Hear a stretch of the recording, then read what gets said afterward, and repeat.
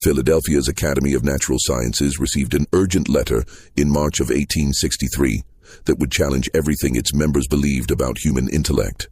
The letter described a 9-year-old colored girl in a contraband camp outside Alexandria, Virginia, who could recite entire medical textbooks after hearing them once, solve complex mathematical equations without instruction, and speak fluent Latin despite never having formal schooling. The Academy's lead researcher, Dr. Samuel Caldecott, initially dismissed it as abolitionist propaganda. But when 3 separate military officials confirmed the account, adding that the girl had correctly diagnosed a camp physician's medication errors and saved 2 soldiers' lives, Caldecott became obsessed with proving this impossible. According to his private journals, discovered decades later in a sealed section of the Academy's archives, what he found in that camp would force him to destroy years of his own research and vanish from public life entirely. Before we continue with the story of Eliza Davis and the scientist who tried to explain her, I want to ask you something. If you're interested in true historical mysteries that challenge everything we think we know about the past, subscribe to this channel and tell me in the comments, what state or city are you listening from right now? I'm curious to know where our community of history lovers is based. Now let's discover what really happened in that spring of 1863. The contraband camps surrounding Alexandria, Virginia in early 1863 were monuments to chaos and hope intertwined. Following President Lincoln's Emancipation Proclamation that January, thousands of formerly enslaved people flooded into Union-controlled territories seeking protection behind federal lines.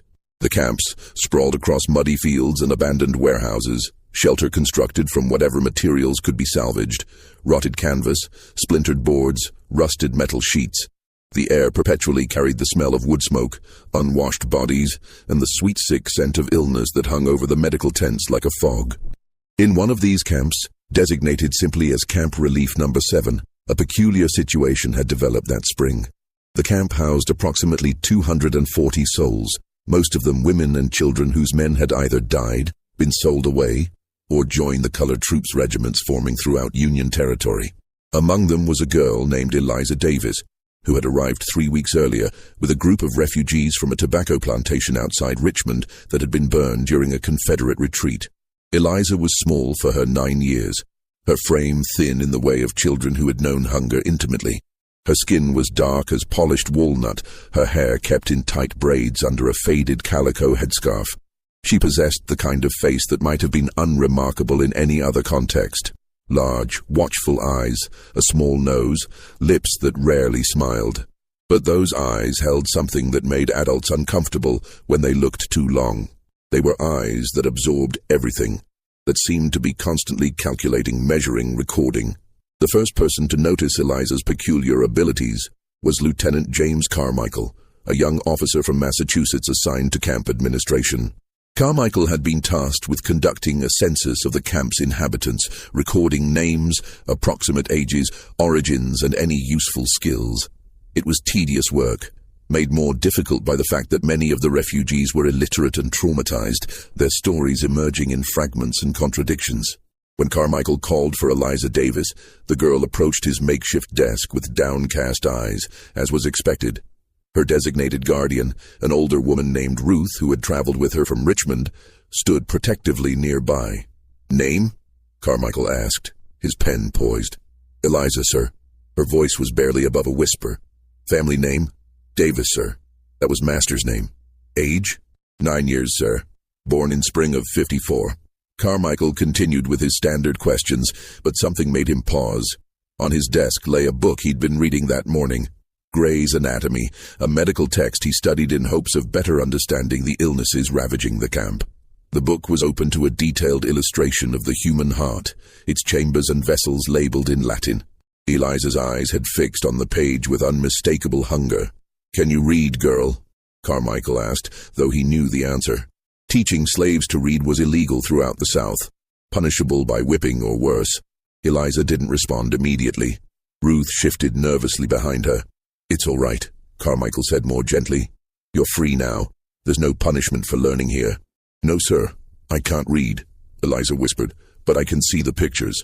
"What do you see?"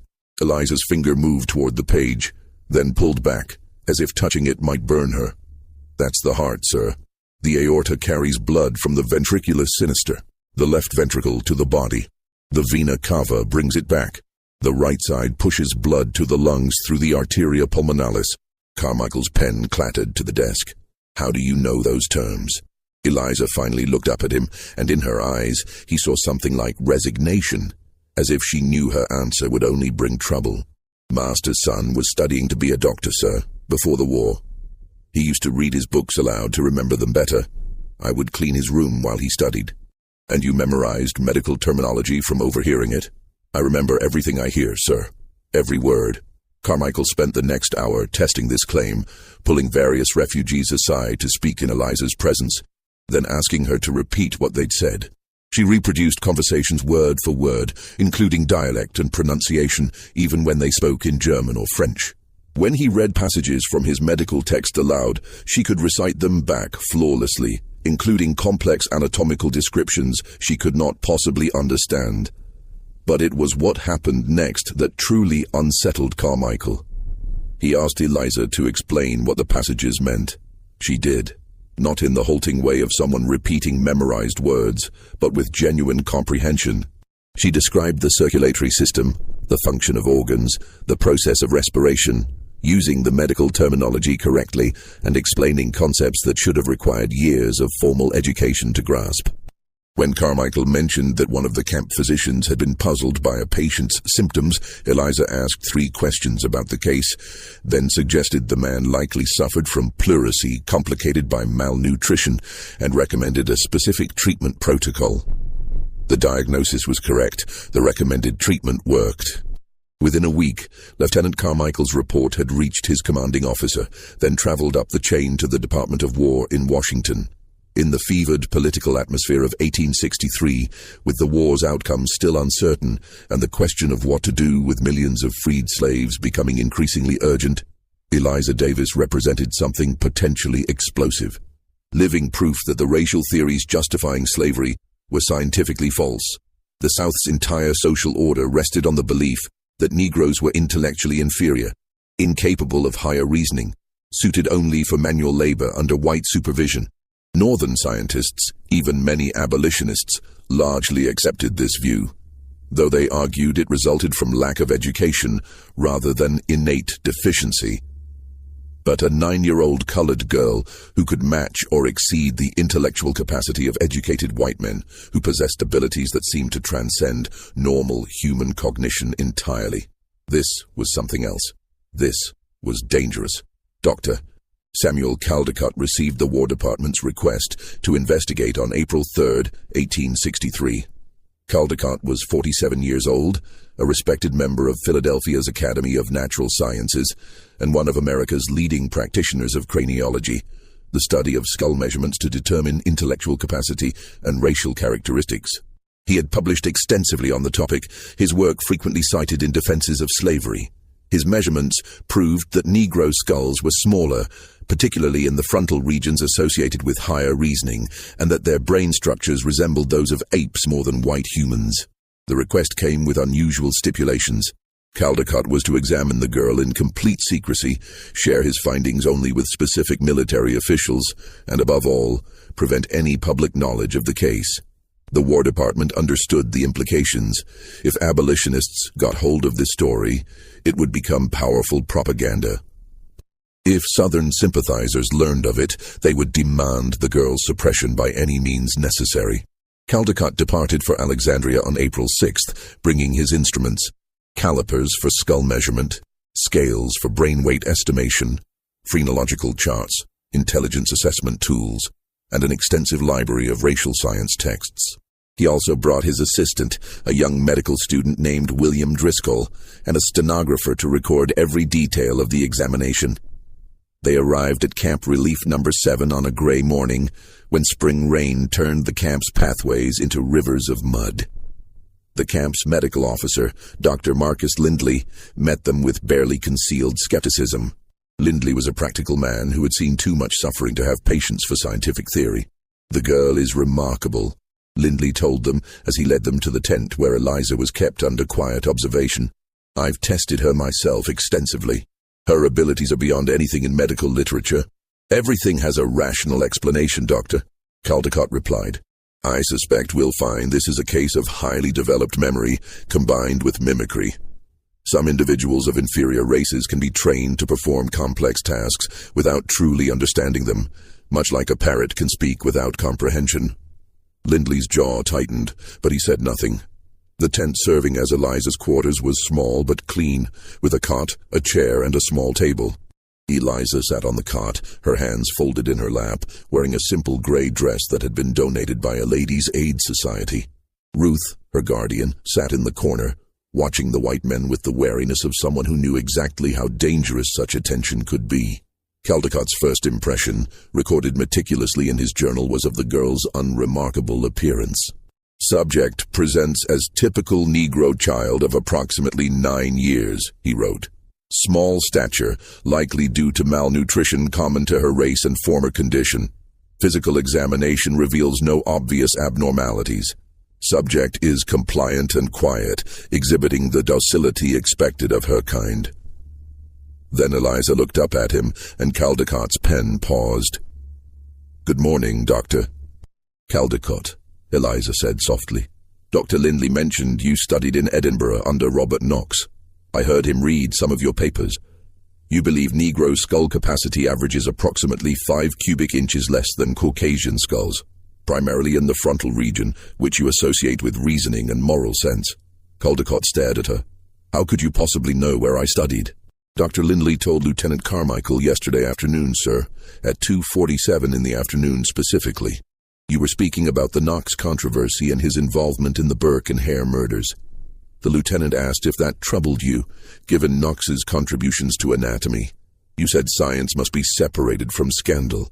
This was impossible, Doctor. Lindley confirmed the conversation had occurred exactly as described at approximately that time, but it had taken place in his office, over 200 yards from this tent. You couldn't have heard us, Caldecott said. Sound carries in camps like this, sir, Eliza replied, especially when the wind comes from the east, like it did yesterday. I hear many conversations. Over the next 6 hours, Caldecott conducted the most rigorous intellectual examination of his career.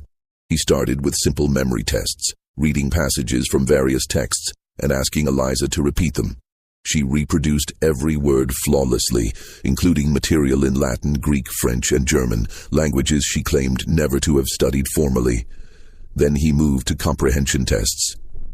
He read complex philosophical arguments from Kant and Hegel, mathematical proofs from Euclid, medical descriptions from the most advanced texts of the era. After each passage, he asked Eliza to explain what she had heard. She didn't just explain. She analyzed. She found logical inconsistencies in philosophical arguments. She identified mathematical errors in published proofs. She questioned medical assumptions that Caldecott himself had never thought to challenge, asking why physicians assumed certain treatments worked when the physiological mechanism remained unexplained. Bloodletting for fever, she said during one exchange. Dr. Rush advocated it extensively during the yellow fever epidemic in Philadelphia in 1793. But I've heard Dr. Lindley's medical texts. They say blood carries oxygen to tissues. If someone has a fever, their body is fighting infection. Why remove the blood that carries resources to fight the disease? Wouldn't that weaken them further? Caldecott had no answer. The medical establishment still debated bloodletting's efficacy, but Eliza's question cut to a fundamental logical problem that most physicians ignored. As the examination continued, Caldecott's careful scientific detachment began to crack. He moved to arithmetic, complex calculations, algebra, geometric proofs. Eliza solved them instantly, often providing answers before he finished writing the problems. When he gave her a problem deliberately constructed with no solution, she identified the logical impossibility within seconds and explained why. Try music, Dr. Lindley suggested. He had brought a violin. Can you identify these notes, Eliza? Lindley played a complex sequence. B-flat, D, F-sharp, A, C, E-flat. Eliza said immediately. That's from Mozart's Requiem, Confutatis Maledictus. Bars 43 through 48. But you played the F-sharp slightly flat, about a quarter tone. Lindley's hand trembled on the bow. I've never played that piece where you could hear it. Master's daughter played piano, sir. She practiced Mozart's Requiem for her wedding. That was 2 years ago in the summer. She played it 47 times before the wedding. I remember all of them.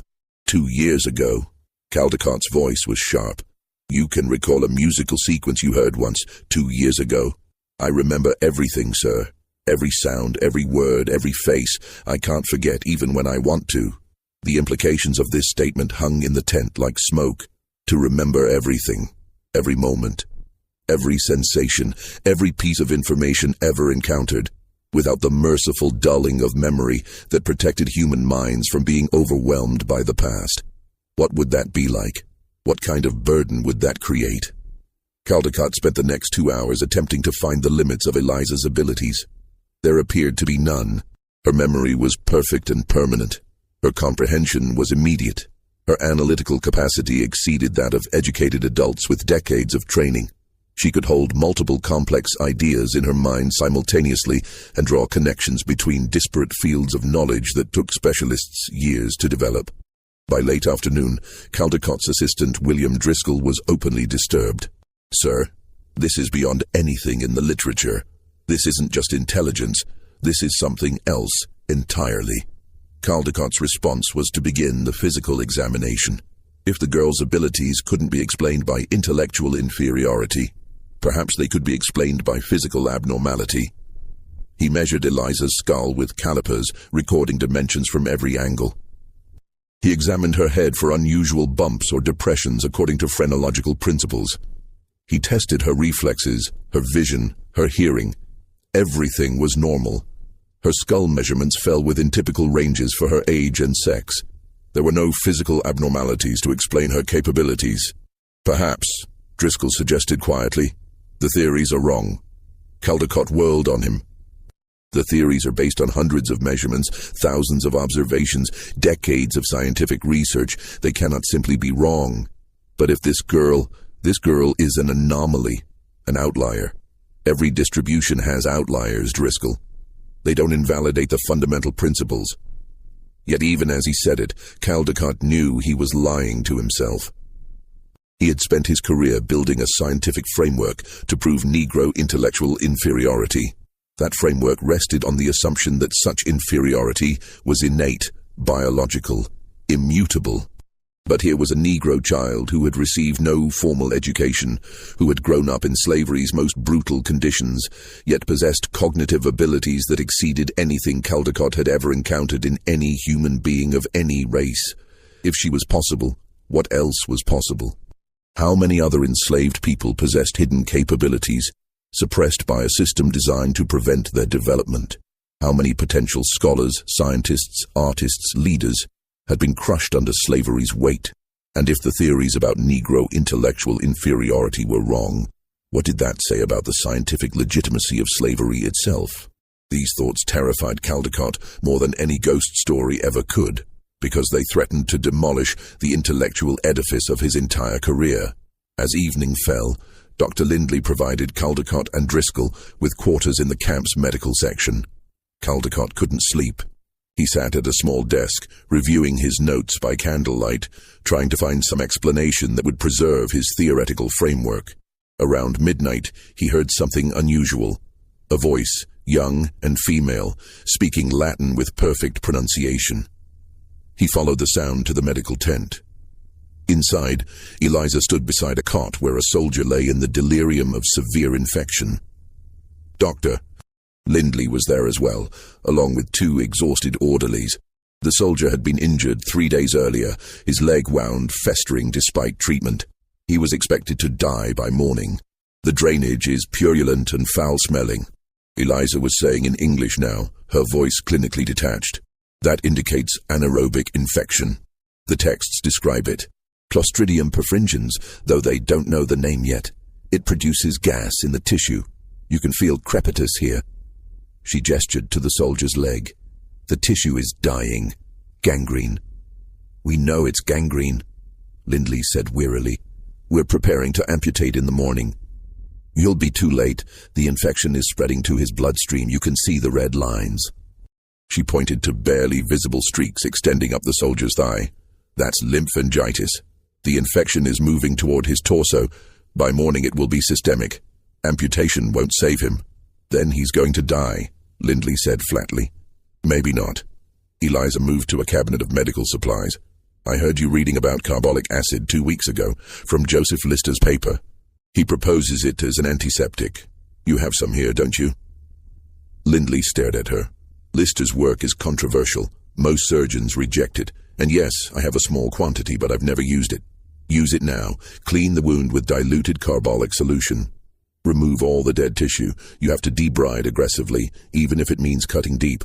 Then pack the wound with carbolic dressing. It might kill the infection before it reaches his heart. That's insane, one of the orderlies muttered. The carbolic will cause terrible pain. He's already dying, Eliza said simply. This gives him a chance. Dr. Lindley looked at Caldecott, who had been watching from the tent's entrance. What do you think, Doctor? Caldecott wanted to say no. He wanted to dismiss the girl's suggestion as dangerous, as the presumption of an ignorant child playing with concepts she couldn't understand. But he had watched her all day.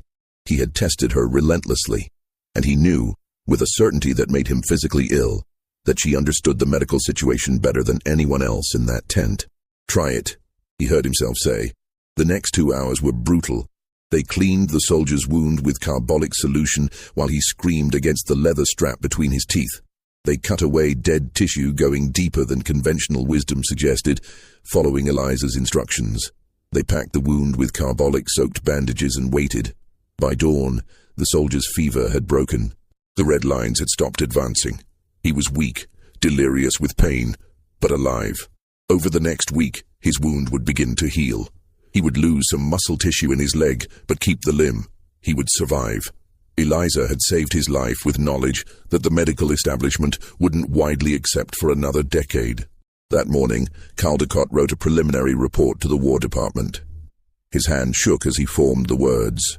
Subject demonstrates cognitive capabilities that exceed current scientific understanding. Memory appears to be eidetic and comprehensive. Comprehension and analytical reasoning operate at a level inconsistent with subject's age, education, and racial category. Physical examination reveals no abnormalities that would account for these abilities. Further study is required to determine. He paused. To determine what? Whether his entire scientific career had been built on false premises, whether the racial theories justifying slavery were elaborate lies that brilliant men had convinced themselves to believe. Sir, Driscoll stood in the doorway. The War Department has sent additional instructions. The new orders were brief and chilling. Continue examination. Determine extent of subject's abilities. Identify limitations. Assess potential applications. Maintain absolute secrecy. Do not allow subject to interact with anyone not specifically authorized. Under no circumstances permit subject's existence to become public knowledge. The orders came with a dark implication that Caldecott understood immediately. The War Department wasn't interested in scientific truth. They were interested in control. Eliza Davis was a weapon, or a threat, or both.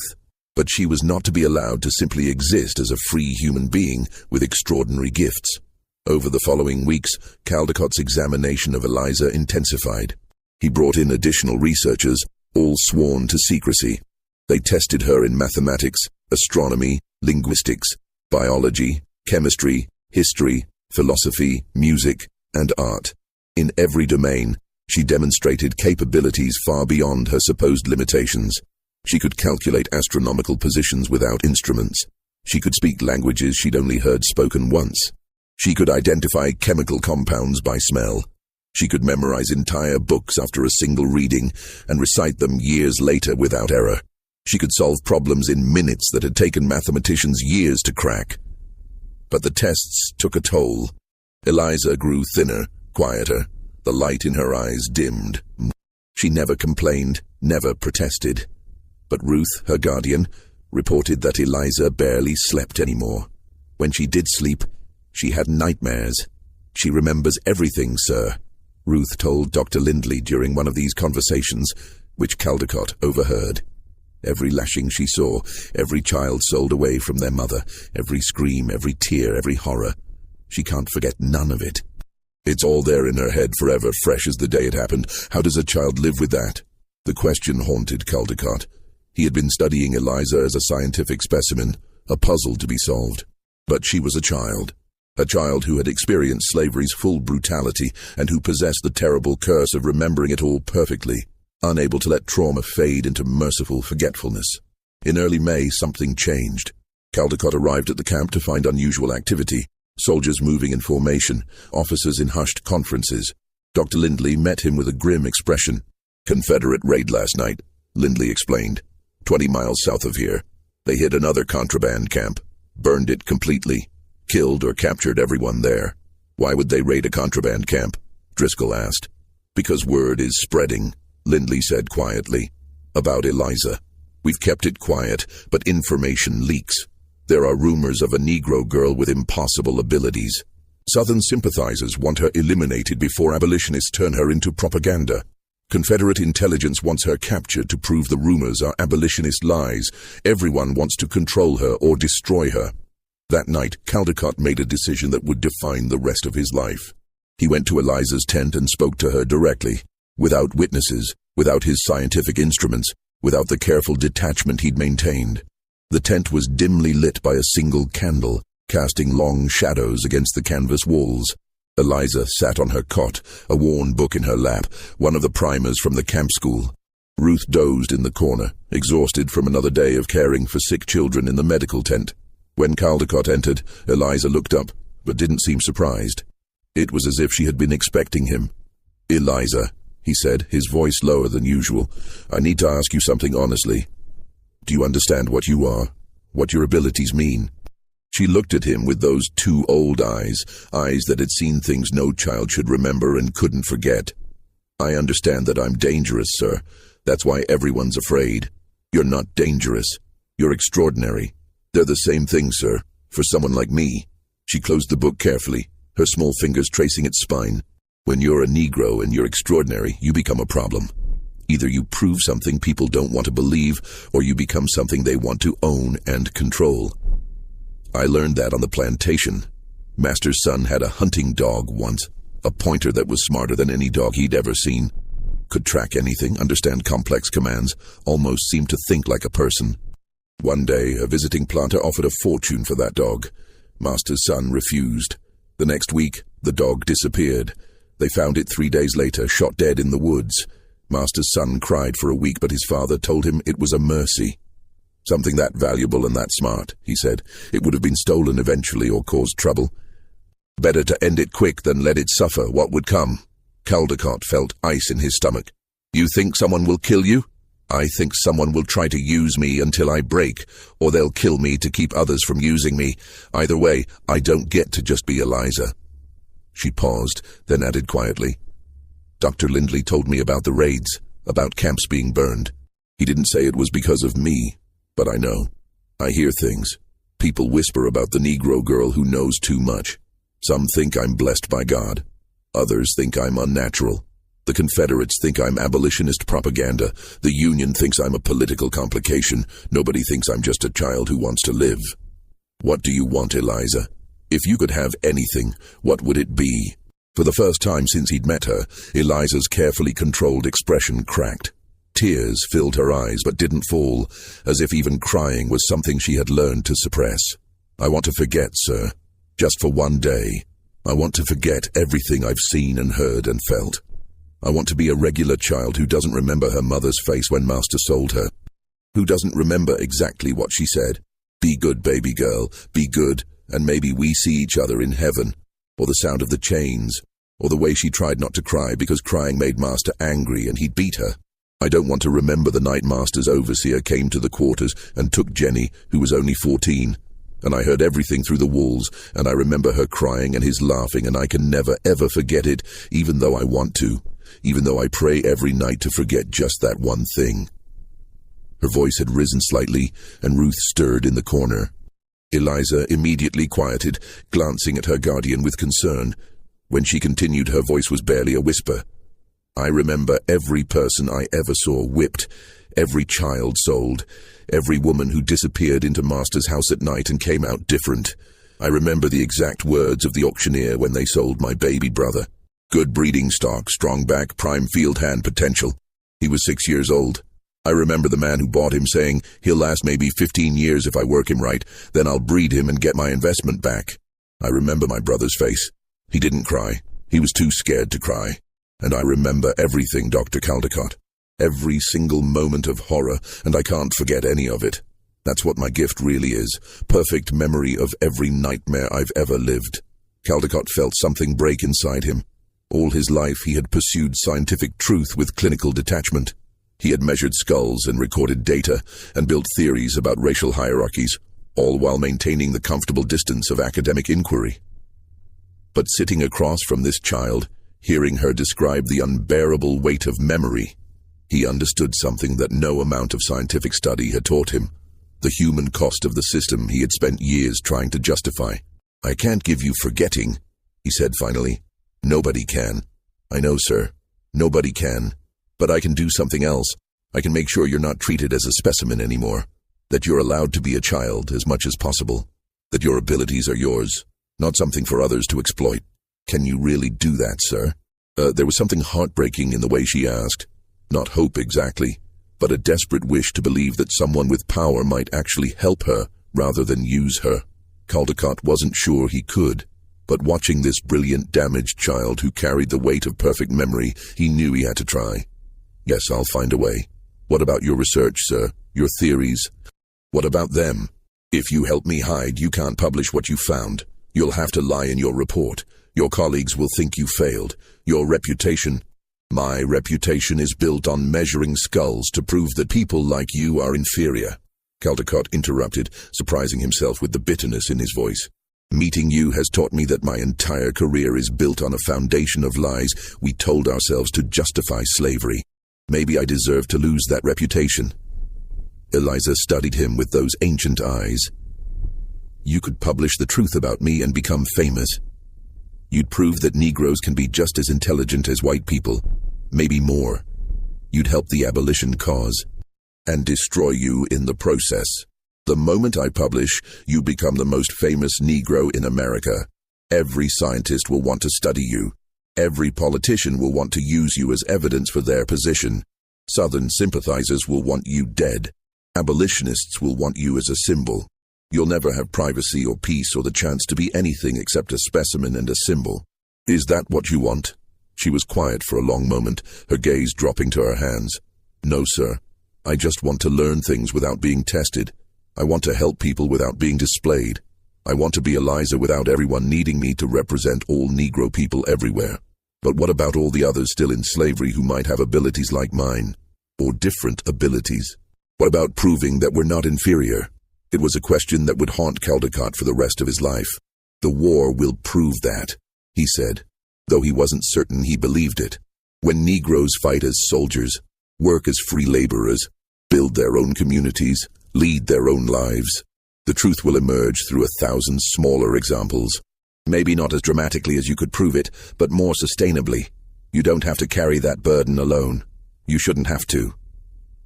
"But I could help," Eliza insisted. "If I let them study me, if I let them prove, they would break you." Caldecott's voice was harder than he intended. "I've seen what happens to medical curiosities, Eliza. I've studied cases. There was a boy in Boston 10 years ago who could calculate faster than any adult. A mathematical prodigy. Scholars studied him constantly, testing him, pushing him, writing papers about him. By the time he was 15, he had suffered a complete mental collapse. He spent the rest of his life in an asylum, unable to perform even simple arithmetic. The constant examination, the pressure to perform, the lack of any normal childhood, it destroyed him. And he was white, from a good family, protected by wealth and social position. What do you think they would do to you?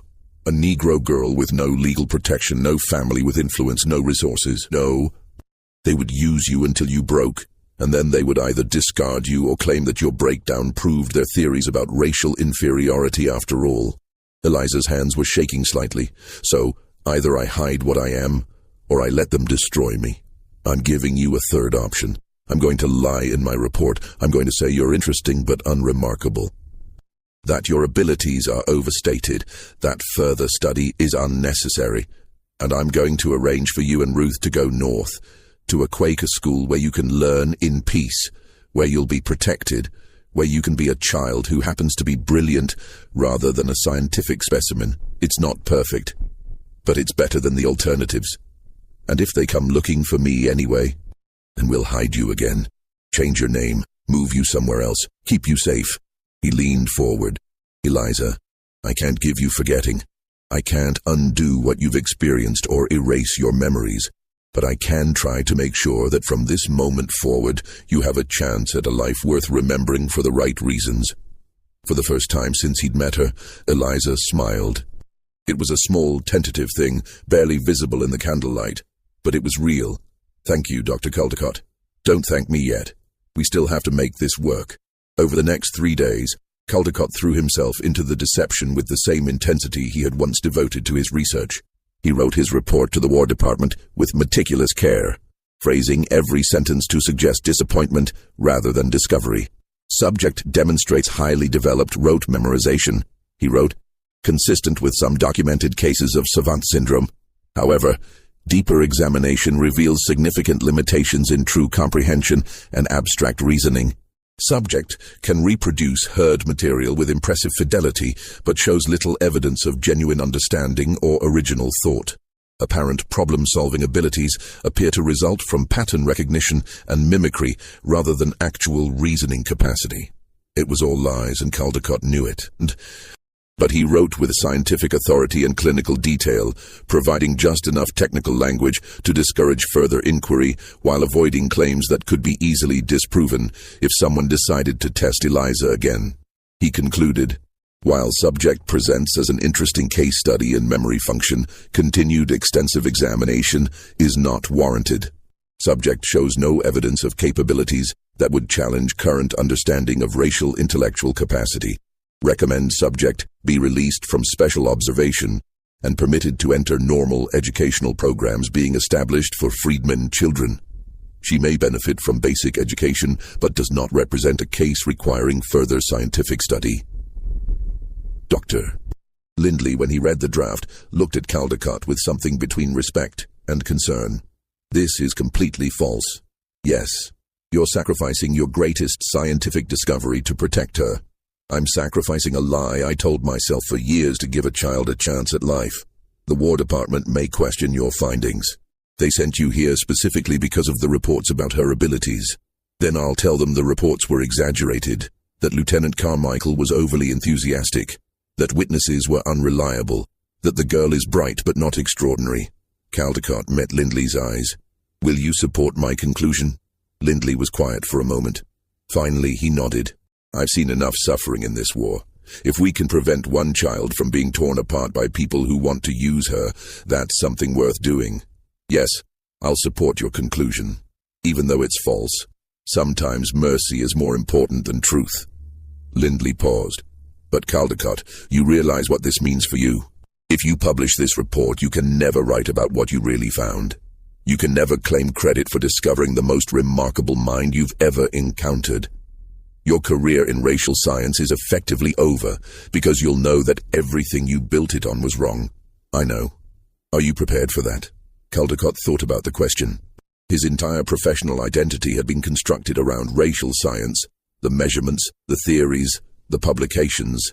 He had been respected, cited, invited to speak at prestigious institutions. All of that would become hollow once he knew the truth. He could continue in the field, but it would be a lie. Every skull he measured, every conclusion he drew would be tainted by the knowledge that a 9-year-old Negro girl had proven his life's work false. I don't have a choice, he said finally.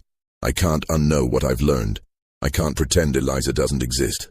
The only question is what I do with that knowledge, and I choose to protect her, even if it means destroying my career. On May 22, 1863, Caldecott submitted his report to the War Department. 2 days later, he received approval for his recommendations. The reply was brief and bureaucratic, suggesting that the officials were relieved to close the case. A Negro prodigy was a political complication they didn't need while fighting a war. Better to accept Caldecott's disappointing conclusion and move on. But not everyone was satisfied. Caldecott's assistant William Driscoll had witnessed the examinations. He had seen Eliza's abilities firsthand. When he read Caldecott's report, he confronted his mentor in the privacy of their quarters. Sir, This report is fraudulent. You know what we saw. You know what she can do. The report contains my professional conclusions, Caldecott said carefully. Your professionally dishonest conclusions. She solved problems that mathematicians can't solve.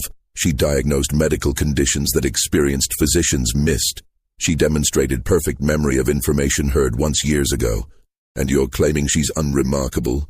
I'm claiming that she doesn't warrant further study. There's a difference. This is your career, Dr. Caldecott. Your reputation. If word gets out that you falsified findings, then my reputation will be ruined, and I'll deserve it.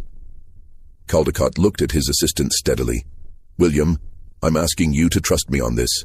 That girl's life is more valuable than my career. If we publish the truth about her, she'll be destroyed. I can't allow that. Driscoll stared at him.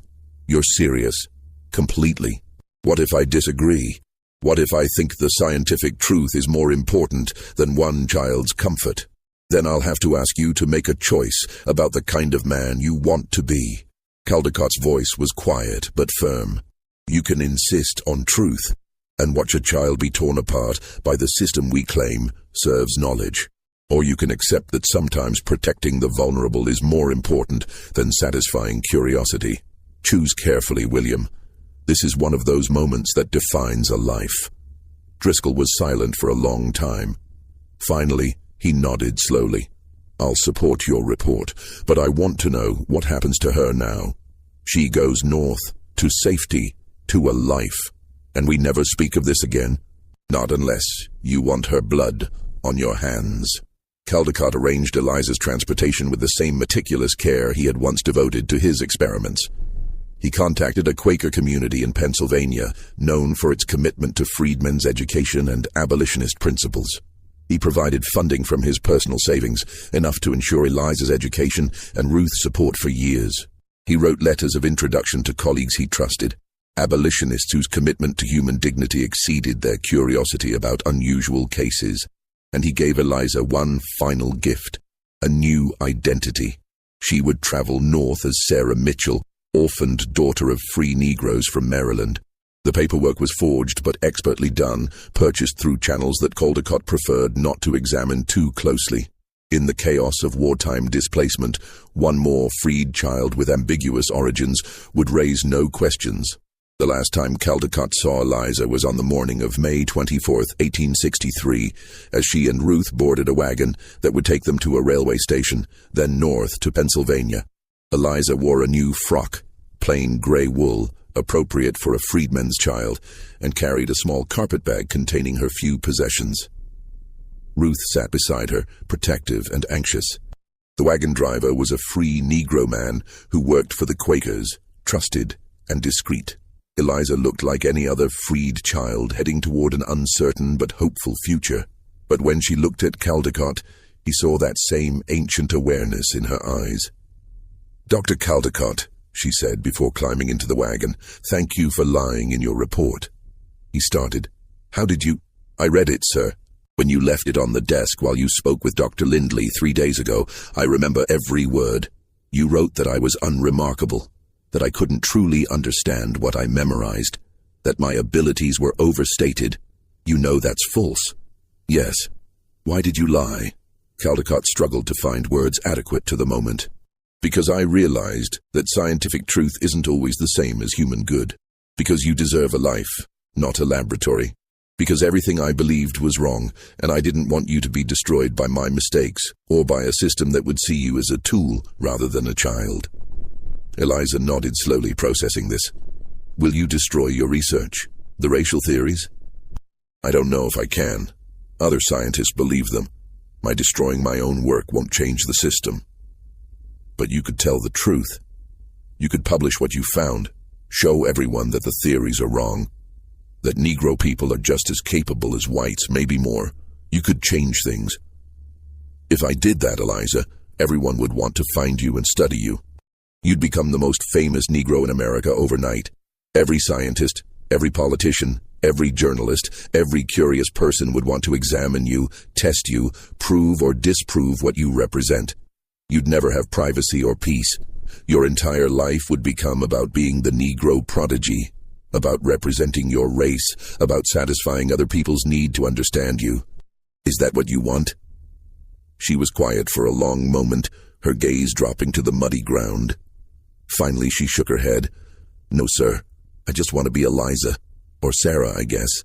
I just want to learn things and maybe help people and not have everything I do be about proving something to white people who don't believe I'm human enough to be smart." "Then that's what I'll give you. The chance to be yourself. To learn and grow and live without being anyone's specimen or symbol." "But what about all the others, sir? The ones still in slavery who might have abilities like mine, or different abilities? What about proving that Negro people aren't inferior so the system changes?" It was the question that would haunt Caldecott for the rest of his life. The knowledge that his protection of one child might come at the cost of larger truth. That his merciful lie might perpetuate the scientific falsehoods justifying slavery. "The war will prove that," he said, trying to believe his own words.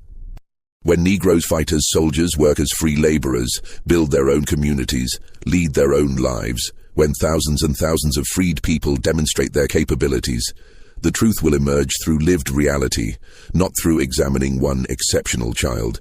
It won't be as dramatic as you could prove it, it won't happen as fast, but it will be more sustainable, more undeniable. You don't have to carry that burden alone, you shouldn't have to. You really believe that? I have to believe it, because the alternative is sacrificing you for a cause, and I won't do that. You're not a symbol, or a tool, or a piece of evidence. You're Eliza. You're a child. And you deserve a childhood, even if it comes late and isn't what it should have been." Eliza climbed into the wagon slowly. Ruth wrapped an arm around her, holding her close. The driver gathered the reins. As the wagon began to pull away, Eliza looked back once more. "Dr. Caldecott," she called, "will you write down what really happened? Not now, maybe, but someday, so someone knows the truth?" "Yes," he promised. "Someday, when it's safe, I'll write down everything." "So someone knows." She nodded, satisfied. Then the wagon turned a corner, and she was gone. Caldecott stood in the muddy street for a long time after the wagon disappeared, feeling the weight of what he had done. He had betrayed his scientific principles. He had falsified his research. He had lied to his colleagues and superiors. And yet he felt more certain of this choice than anything he had done in his entire career. He returned to Philadelphia 2 days later. His colleagues welcomed him back, curious about his findings in Virginia. He presented his disappointing conclusions with appropriate scientific detachment, an interesting case that ultimately revealed nothing exceptional. Some seemed skeptical, but none questioned him directly. Dr. Samuel Caldecott was too respected, too established, to be doubted on his professional judgment. But Caldecott himself was changed. He could no longer look at his research, his publications, his carefully measured skulls without seeing Eliza's face. He began to withdraw from the scientific community, declining invitations to speak, avoiding conferences. When colleagues asked his opinion on racial science questions, he gave vague, non-committal answers. His publications ceased. By 1865, he had quietly resigned from the Academy of Natural Sciences, citing health concerns that were not entirely fabricated. The stress of his double life, maintaining his reputation while knowing it was built on lies, was taking a physical toll. He moved to a small town in upstate New York and never practiced science again. But he continued to follow Eliza's progress through carefully coded letters from his Quaker contacts. And then, in March of 1865, the letters stopped.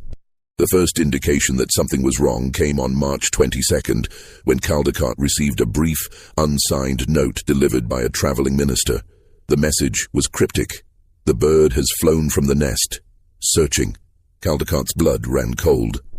The Quakers used such language to protect their correspondence about fugitive slaves and freedmen under threat.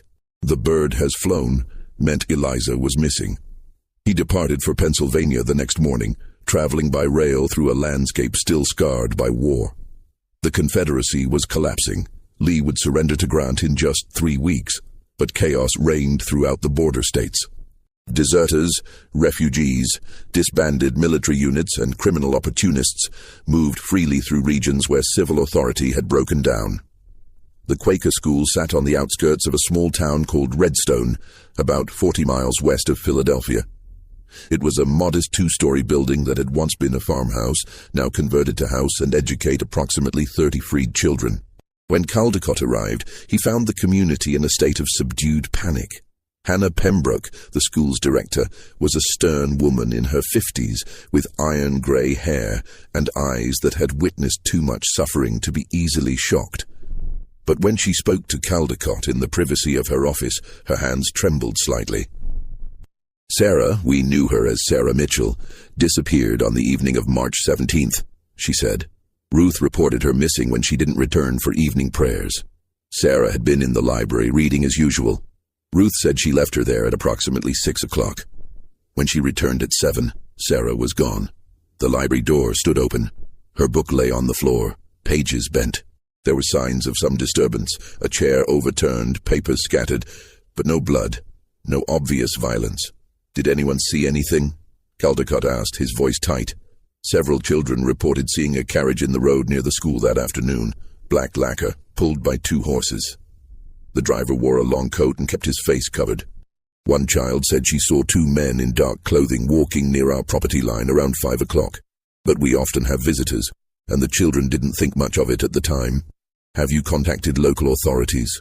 Hannah's expression turned bitter. Yes. The constable came, asked a few questions, wrote in his notebook.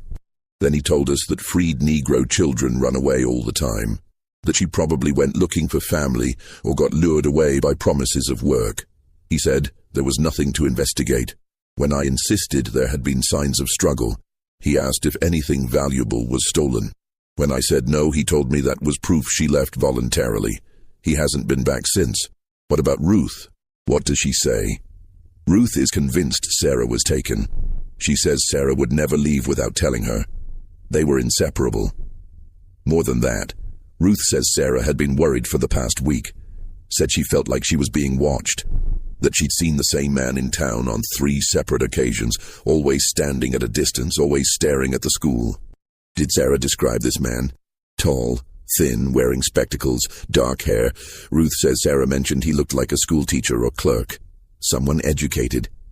Hannah paused. Ruth also said Sarah told her she'd been having nightmares about being examined again, about men with instruments measuring her head and asking her questions. Sarah made Ruth promise that if anything happened, Ruth would burn a letter Sarah had written and hidden under her mattress. Caldecott's heart clenched. Did Ruth burn it? No. Ruth thought I should see it first. She believed it might help find Sarah. Hannah opened a desk drawer and withdrew a folded piece of paper. I think you should read this, Dr. Caldecott. Sarah mentioned you by name. The letter was written in Eliza's careful, precise handwriting, not the writing of a child, but of someone with perfect control and attention to detail. To whoever finds this, my name is not Sarah Mitchell. That is the name I was given for safety. My real name is Eliza Davis. I am writing this because I am afraid. For the past week, I have been followed. I remember the man's face perfectly. I remember everything.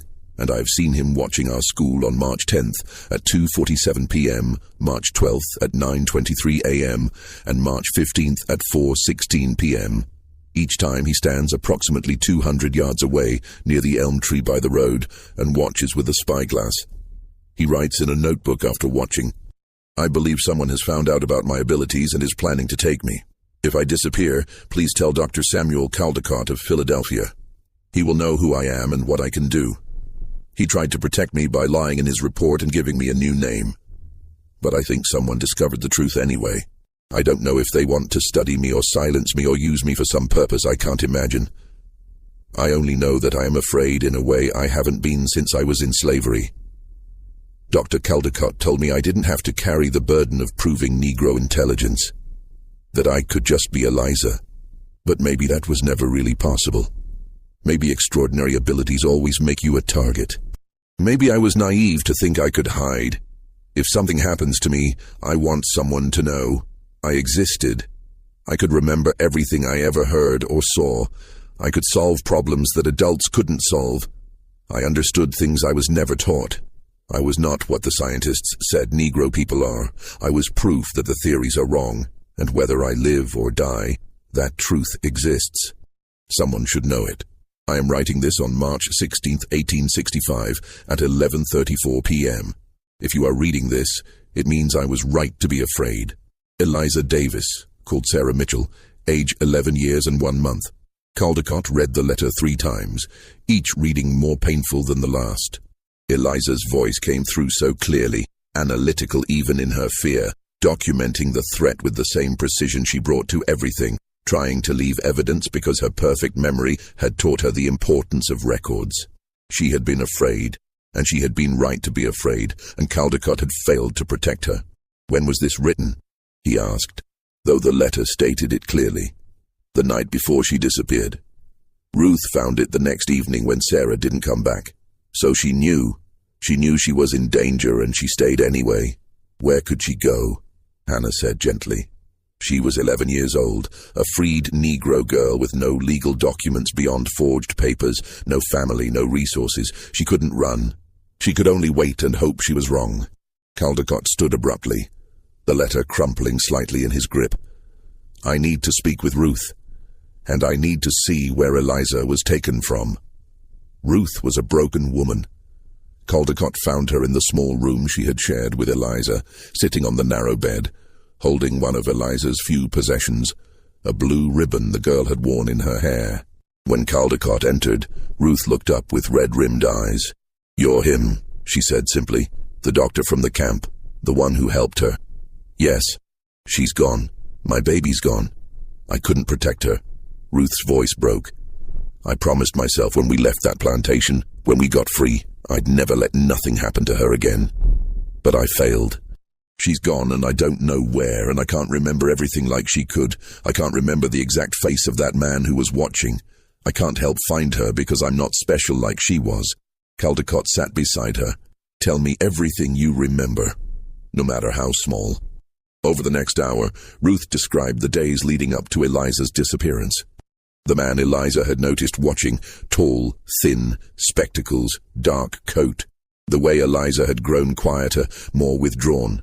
The nightmares that had started a week before she vanished, nightmares where Eliza would wake up gasping, saying she dreamed of laboratories and instruments and men asking her questions she couldn't refuse to answer. She told me once, Ruth said, that the worst part of remembering everything is that you can't make nightmares fade. When normal people have bad dreams, they forget the details. But Eliza, she remembered every moment of every nightmare as clear as real life. So every bad dream added to her burden. Every night terror became a permanent memory. She was collecting horrors in her mind with no way to let them go. Did she say anything unusual in the days before she disappeared? Anything that might indicate who was watching her or why? Ruth thought carefully. She said something strange on March 16th.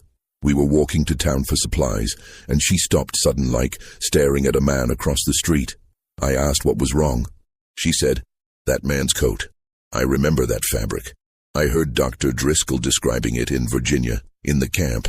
He said his brother was a tailor who made coats from that specific imported wool. Navy blue with a subtle gray thread pattern. I only heard him describe it once for maybe 30 seconds, but I remember perfectly. Why would someone wearing that specific fabric be here? Caldecott's blood froze. Driscoll, William Driscoll, my assistant. You think he... I don't know, but he witnessed everything.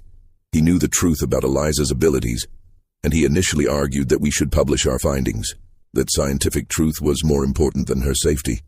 I convinced him to stay silent, but Caldecott stood, pacing. If he told someone else, if he shared our real findings with another researcher or sold the information, why would he do that? Money, fame, professional advancement, or perhaps he genuinely believed that the scientific value outweighed one child's life. Caldecott felt sick. I trusted him. I thought I had convinced him. But if he betrayed that trust, he left Ruth and went to examine the library where Eliza had disappeared. It was a small room lined with bookshelves, containing perhaps 200 volumes donated by various benefactors. A single window looked out onto the road. The overturned chair had been righted, but Caldecott could still see the scuff marks on the floor where it had fallen.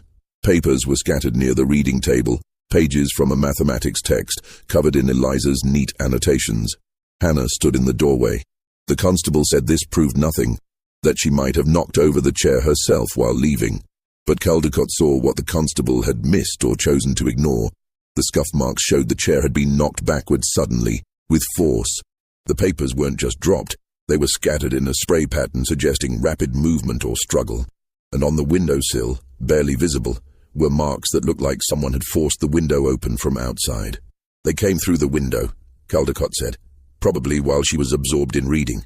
She was so focused on the book that she didn't hear them until it was too late. She tried to stand, knocked over the chair, scattered the papers.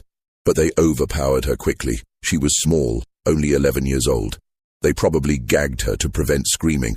The whole thing took less than a minute. Then they carried her out through the window. No, look at the floor. No mud tracks near the window despite the rain we had that week. They came in through the window to surprise her, but they left through the door. He pointed to faint marks on the floorboards leading to the door. 2 sets of footprints, both male adult size, and here, he knelt, examining the doorframe. A thread caught on a splinter. Dark wool. Expensive quality. Hannah's face was pale. So this was planned. Professional. Yes, this wasn't random. This was an operation to capture a specific target. Over the next 3 days, Caldecott conducted his own investigation with an intensity bordering on obsession. He hired a private investigator, a former Pinkerton agent named Marcus Webb, who specialized in finding missing persons. He offered a substantial reward for information. He wrote to every contact he had in the medical and scientific communities, carefully probing whether anyone had heard rumors about a Negro prodigy, whether anyone had seen unusual recruitment efforts or strange research proposals. And he confronted William Driscoll. He found his former assistant in Philadelphia, working at Pennsylvania Hospital as a junior physician. When Caldecott appeared in his office unannounced, Driscoll's face showed first surprise, then something that might have been guilt. Dr. Caldecott, I wasn't expecting. Where is she? Caldecott's voice was cold, controlled fury. I don't know what you... Don't lie to me, William. Eliza Davis, the girl from Virginia. She disappeared from her school in Pennsylvania on March 17th. The same day, a man wearing an expensive wool coat was seen watching her. A coat made from fabric I heard you describe once. So I'll ask again. Where is she? Driscoll's face drained of color. He closed his office door quickly. Keep your voice down. Tell me what you did. I didn't do anything. I kept my promise. I never published our findings. I never told anyone the truth about her abilities. Then why was someone wearing your brother's tailored coat watching her? Driscoll was silent for a long moment. Finally, he sank into his chair. I swear I didn't tell anyone directly, but... He rubbed his face. Last fall, I was at a medical conference in Boston. I'd been drinking. Another researcher was discussing racial intelligence theories, citing your work. I got angry. I said, God help me, I said that the theories were wrong, that I'd seen evidence that would overturn everything. I didn't give details. I didn't name the girl or the location. I just said I'd witnessed a case that proved Negro intellectual capacity could exceed white capacity. Who is this researcher? Dr. Edmund Voss. He's associated with Harvard Medical School. Studies cognitive development and intelligence assessment. He pressed me for details. I refused to give them. But he was persistent. He asked if you had documented the case. I said you had, but that the documentation was sealed. He asked why. I told him it was to protect the subject. Caldecott felt the room tilt slightly. You told Edmund Voss that I had documented evidence of exceptional Negro intelligence and then sealed it to protect the subject. You might as well have drawn him a map. I thought I was drunk. I wasn't thinking clearly.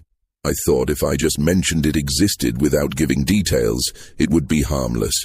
A way to express my frustration with the theories without actually betraying your trust. Voss is a collector, Caldecott said, his voice hollow. He's obsessed with rare cognitive cases. He has funding from wealthy patrons who are fascinated by human oddities. He maintains a private facility in western Maryland where he studies unusual cases. I've heard rumors about that place.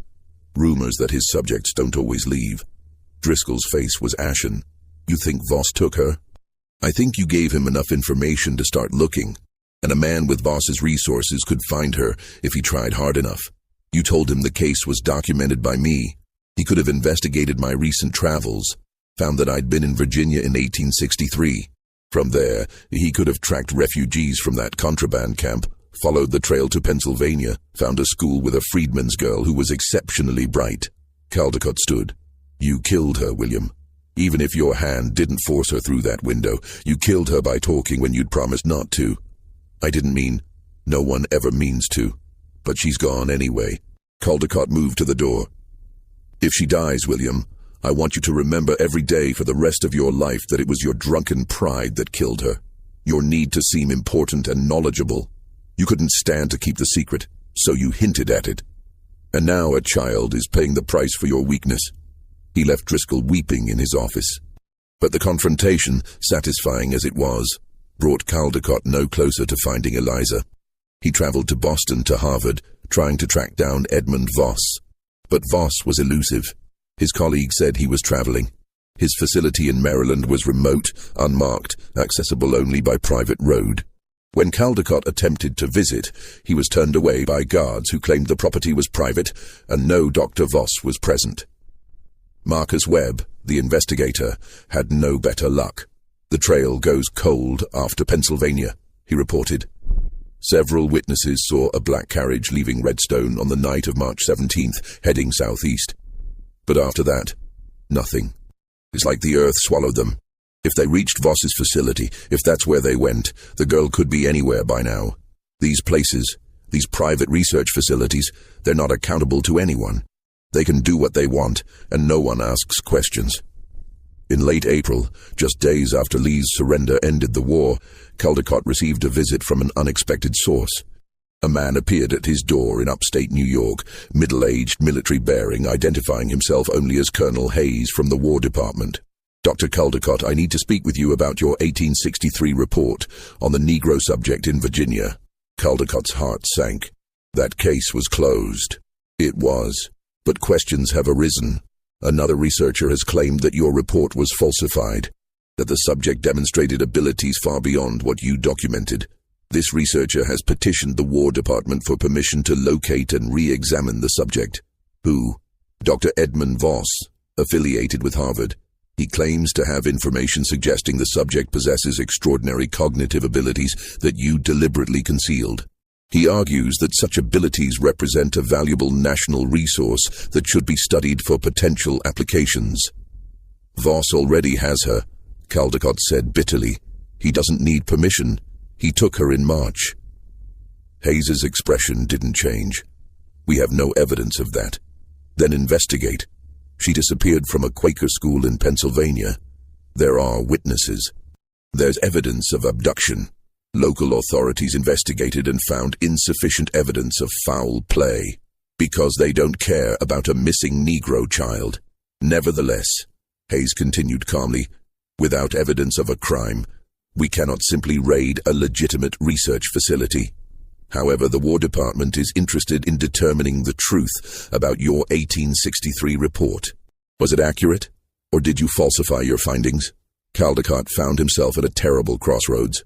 If he admitted to falsifying his report, he would be publicly disgraced, possibly prosecuted. But more than that, he would be confirming to the War Department that Eliza was indeed extraordinarily valuable, which would only intensify efforts to find and exploit her. If he maintained his lie, he preserved his reputation but left Eliza in the shadows with no official interest in finding her. My report was accurate, he said finally. The subject was interesting but not exceptional. Dr. Voss is mistaken. Then why do you believe he took her? Because Voss is obsessed with rare cases. Even a moderately unusual subject would interest him. That doesn't mean she's what he thinks she is. Hayes studied him for a long moment. Dr. Caldecott, the war is ending. The question of what to do with millions of freed slaves is becoming urgent. If there were evidence that Negroes could possess exceptional intelligence, evidence that couldn't be dismissed or explained away, it would have significant political implications. It could strengthen the abolitionist argument. It could help shape Reconstruction policy. Are you certain you want to suppress such evidence for the sake of one child's privacy? It was the same question Eliza had asked him, the same dilemma that haunted him. One child's life versus larger social change, personal mercy versus political truth. And once again, Caldecott chose the child. I am certain, he said. My report stands. Hayes left, unsatisfied but apparently unwilling to press the issue further. The War Department had more pressing concerns than one obscure case from 1863, but Caldecott knew his window for finding Eliza was closing. If Voss had her, if she was in his facility, she was beyond rescue through official channels. No one would investigate. No one would intervene. She would simply disappear into the system of private research. Another subject, in another undocumented study. In desperation, Caldecott made one final attempt. He contacted every abolitionist organization he knew, every Quaker network, every Underground Railroad operative still active. He offered increasingly large rewards for information. He traveled personally to Maryland, trying to find locals who might know about Voss's facility. And then, in late May, he received an anonymous letter. It was brief, written in a hand that suggested limited education. Doctor, there is a place in western Maryland near Cumberland, an old estate called Thornhill. Dr. Voss uses it for his research. They say he keeps subjects there, studies them in secret. They say a colored girl was brought there in March. I do not know if she is still there, or if she lives. I do not know what is done in that place. But if you are looking for your girl, that is where to look. Do not come yourself. They watch for anyone asking questions. But you should know where to look, should God give you means to save her. A friend. Caldecott stared at the letter until the words blurred. Thornhill, near Cumberland, Maryland. Finally, a specific location. But the warning was clear. Going himself would be dangerous, likely futile. He needed help. He needed people who could infiltrate, who could investigate without raising alarms. He hired Marcus Webb again, this time with a different mission, surveillance and potential extraction. Webb assembled a small team, men experienced in covert operations, former Union soldiers skilled in infiltration. They traveled to Maryland and located Thornhill, an isolated estate surrounded by stone walls, guarded and forbidding. Webb and his team watched the property for 2 weeks. They saw guards patrolling. They saw supply wagons delivering goods. They saw Dr. Voss himself arrive and depart twice. And they saw, through a third-floor window, a small dark-skinned figure moving occasionally past the glass. Someone's up there, Webb reported when he returned in mid-June. Can't confirm it's your girl, but there's someone young, someone small being held in that room. The window has bars. The door is locked from outside. It's definitely a captive, not staff or family. Can you extract her? Webb hesitated. Possibly, but it would be dangerous. The guards are armed. We'd be breaking into private property, potentially committing kidnapping ourselves if we're wrong about who's in that room. And if things go wrong, if there's violence, if someone gets killed, you'd be implicated, you'd lose everything. I've already lost everything that matters, Caldecott said. Can you do it or not? We can try, no guarantees. The extraction was planned for June 23, 1865. Webb and his team would infiltrate the estate at night, reach the third floor, extract the captive, and retreat before alarms could be raised. Caldecott waited in a safe house 10 miles away, pacing in agony, imagining every possible disaster. Just before dawn on June 24th, Webb returned. Alone. We got in, he said wearily. Reached the third floor, found the room. But doctor, he paused. The room was empty, recently vacated. There was a cot, a desk, medical equipment, charts on the walls documenting observations, cognitive tests, memory assessments, physical examinations, hundreds of pages of notes, all dated from late March through June 20th, 3 days ago. Was she there? Was it Eliza? The notes don't use her name, just Subject E. But the abilities described match what you told me. Perfect memory, extraordinary analytical capacity. The notes detail extensive testing, some of it. Webb's jaw tightened. Some of it wasn't kind, but she was alive as of 3 days ago. Then where is she now? The notes end abruptly. The final entry says, Subject shows signs of severe psychological deterioration. Memory remains perfect but emotional stability declining. Nightmares increasing in frequency and intensity. Subject now experiencing difficulty distinguishing memories from present reality. Recommendation: terminate study and relocate subject to appropriate facility. That's the last entry. Appropriate facility, Caldecott repeated numbly. That could mean anything. An asylum. Another research location, or they disposed of her, Webb said bluntly. A subject who's becoming unstable, who's no longer useful for study, who knows too much about what was done to her. That's a liability. Did you find anything else? Any indication where they took her? Nothing. The room was cleaned out thoroughly, but I took the notes, all of them. You should read them. They document everything that was done to her. Every test, every measurement, He couldn't continue. Caldecott spent the next week reading through Voss's notes. They were meticulous, clinical, and horrifying in their detachment. Voss had tested Eliza relentlessly, pushing the boundaries of her abilities. He had deprived her of sleep to see if memory formation would be affected. He had subjected her to painful stimuli to test memory of trauma. He had given her impossible problems to solve, recorded her failures alongside her successes, documented her emotional responses with the same clinical precision he used for her cognitive performance. And through it all, threaded through the scientific language, Caldecott could see Eliza breaking. Early entries noted her compliance and resilience. Later entries mentioned resistance, tears, refusal to cooperate. Still later, subject displays increasing dissociation, states she cannot distinguish which memories are from her enslavement, which from the Virginia camp, and which from current captivity. All exist with equal immediacy in her consciousness. Subject reports that past traumas feel as present and real as current experiences. Psychological burden of perfect memory becoming unsustainable. The final entries were worst of all. Voss noted that Eliza had stopped speaking except to answer direct questions, that she rocked herself at night, that she seemed to be retreating into her own mind, overwhelmed by the accumulation of remembered horrors, and then the abrupt termination. Study ended. Subject relocated. Where? Voss's notes didn't say. Caldecott tried to find him, but Voss had vanished from public life.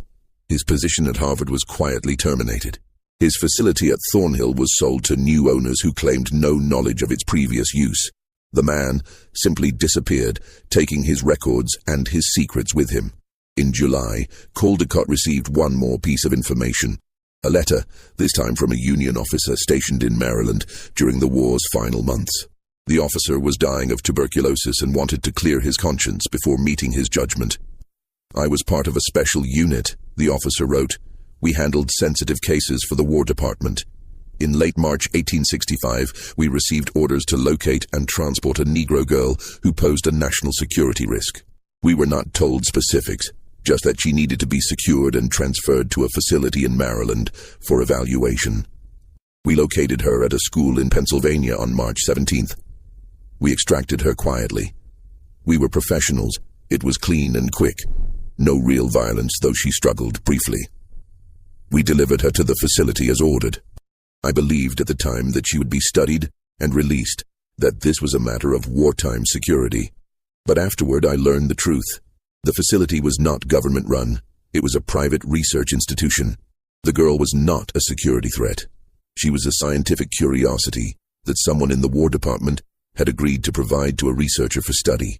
We were unwitting participants in a kidnapping disguised as official business.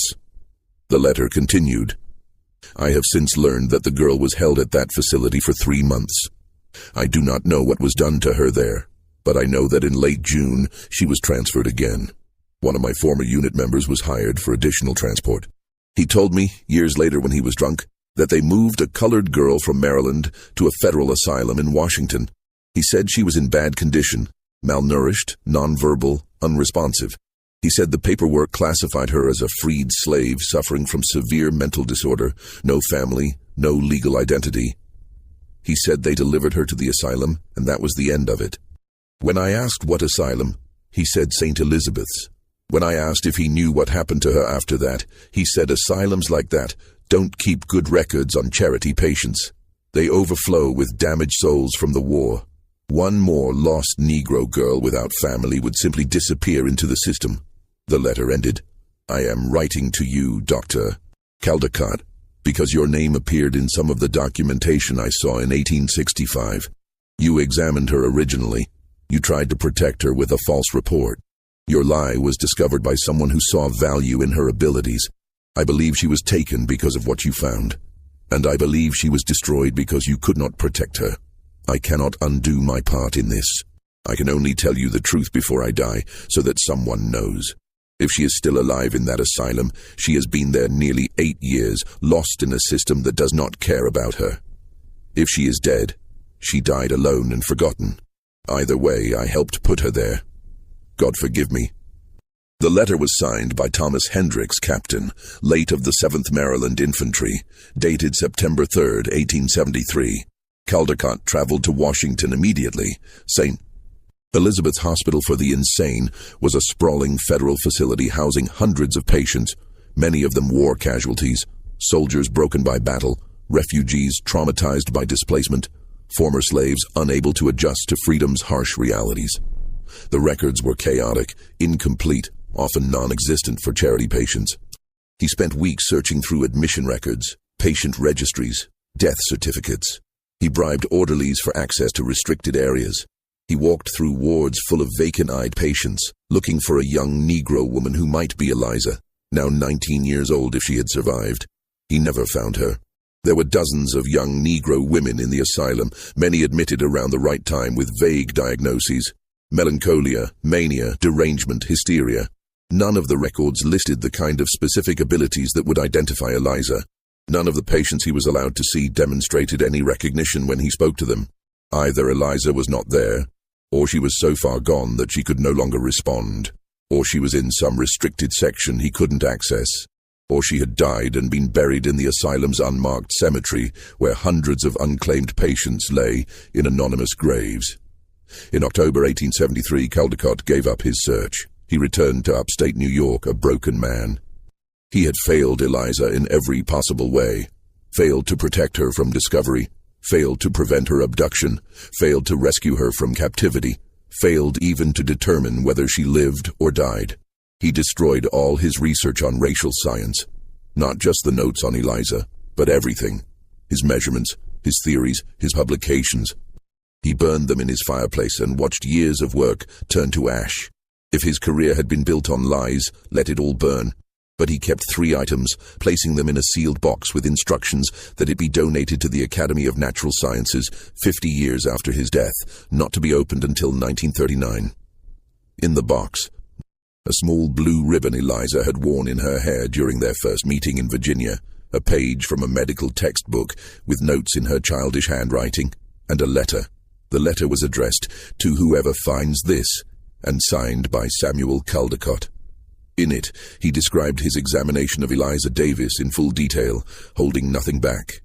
He documented her extraordinary abilities, his tests, his conclusions, his lies. He explained why he had tried to hide her. He described what happened when his protection failed. He wrote about her abduction, her captivity, her disappearance into the asylum system or death. And he ended with the questions that had consumed him.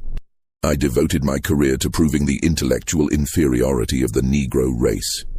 Then I met a 9-year-old Negro girl who possessed greater cognitive abilities than any person I had ever encountered of any race. I had to choose, maintain my theories and destroy the evidence, or accept the truth and destroy my life's work. I chose a middle path. I tried to save the girl and hide the evidence. But in doing so, I may have caused her death or worse, her imprisonment in an asylum where she lives still with her perfect, unbearable memory. Was I a coward? Should I have told the truth, published my findings, let Eliza become famous and studied and burdened with representing her entire race? Or was I right to try to give her a chance at a normal life? I don't know. I will die not knowing. I leave this question to you, whoever reads this in whatever future you inhabit. What should I have done? What was the right choice? Dr. Samuel Caldecott died on March 17, 1889, exactly 24 years after Eliza's disappearance. His obituary in the Philadelphia Inquirer mentioned his early contributions to craniology, but noted that he had retired from scientific work decades earlier for undisclosed personal reasons. The obituary made no mention of Eliza Davis. The sealed box was filed away in the Academy's archives and forgotten. It was rediscovered in 1941, during a wartime reorganization. Scholars examined the contents, debated their authenticity, but by then, Eliza Davis was too far in the past, too uncertain, too fragmentary to serve as more than a historical footnote. The civil rights movement of the 1950s and 60s brought attention to suppressed cases of black excellence, but Eliza's story remained obscure. She is a ghost now. a brilliant child who may have possessed the most extraordinary cognitive abilities ever documented, who lived through slavery, who briefly intersected with the scientific establishment at a crucial moment in American history, and who then disappeared completely into a system designed to hide and forget people like her. Did she survive her captivity? Did she die in Voss's facility, or in St. Elizabeth's Asylum, or in some other forgotten place? Did her perfect, unbearable memory finally break her, or did she find some way to endure? We will never know. All that remains is Caldecott's question, and the haunting image of a small girl with eyes that remembered everything, who existed at the intersection of slavery and science, who might have changed history if she had been allowed to live, who instead became one more casualty of a system that could not tolerate her existence. What do you think of Eliza's story? Did she survive? Should Dr. Caldecott have published his findings, no matter the cost to her? Leave your comment below with your theory. If you found this forgotten piece of American history as compelling as I did, subscribe to this channel, hit the notification bell, and share this video with someone who appreciates the complex, often tragic stories hidden in our past.